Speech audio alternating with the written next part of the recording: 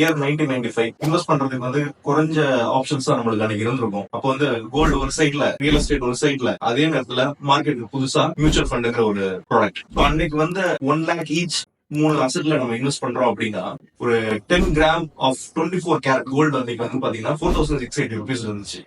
So 1 lakhக்கு கிட்டத்தட்ட grams கிடைச்சிருக்கும் உங்களுக்கு. அதோட growth இன்னைக்கு கிட்டத்தட்ட உங்களுக்கு ஒரு 15.5 lakhs இருந்திருக்கும் உங்களுடைய 1 lakh. அதே நேரத்துல ரியல் எஸ்டேட்ல வந்து பாத்தீங்கன்னா ஒரு சென்னையில பிரைம் ஏரியால ஒரு 1200 ஸ்கொயர் ஃபீட்ல நீங்க வந்து இன்வெஸ்ட் பண்ணியிருந்தீங்கன்னா இன்னைக்கு அதோட மதிப்பு ஒரு 1.5 crores அளவுக்கு வளர்ந்துருக்கும். 1995ல 1 lakh வந்து இன்னைக்கு ரியல் எஸ்டேட்ல இன்வெஸ்ட் பண்ணி 1.5 crores வளர்ந்துருக்கும்.